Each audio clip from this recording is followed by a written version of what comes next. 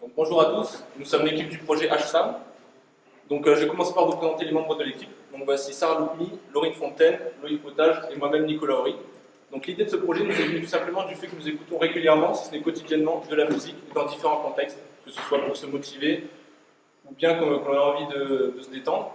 Donc, pour cela, le problème que l'on rencontre souvent, c'est tout simplement le temps que cela peut prendre de créer ou de trouver une playlist adaptée à la situation. Donc, l'objectif de notre produit, c'est tout simplement de simplifier aux utilisateurs la création de playlists et le partage. Il y aura un aspect communautaire.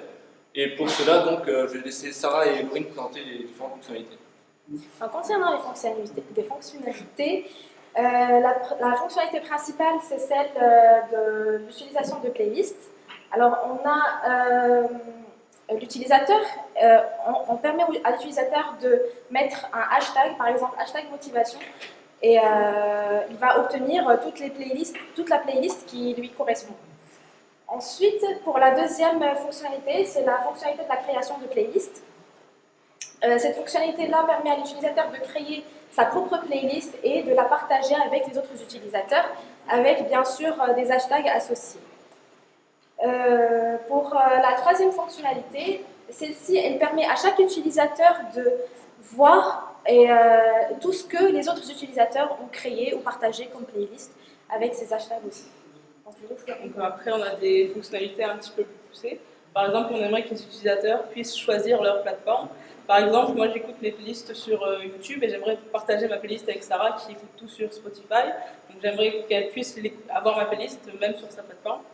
Ensuite, on aimerait aussi faire une option Twitter to Music. Ce serait en fait qu'on tweet avec des hashtags et que ça nous génère une playlist en fonction de ces tweets.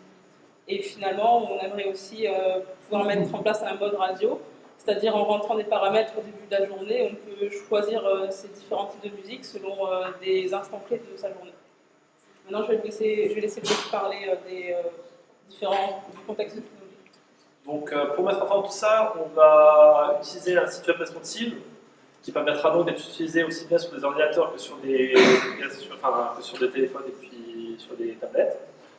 Pour ce faire, on utilisera au niveau des technologies HTML, CSS et JavaScript avec Bootstrap pour tout ce qui est la partie front-end. Pour tout ce qui est de la partie back-end, on est encore résistant sur la technologie et ça rejoint un peu ce que nous attendons de notre sponsor. C'est-à-dire qu'il est déjà dans un premier temps un avis critique sur l'application afin de nous aider à l'améliorer et la peaufiner. Et dans un deuxième temps, avoir des connaissances dans les technologies du web afin de pouvoir nous aider à vraiment à nous accompagner, à nous choisir, à nous guider dans nos choix. Donc pour conclure, HSound, c'est à chaque instant sa musique, et merci de votre attention.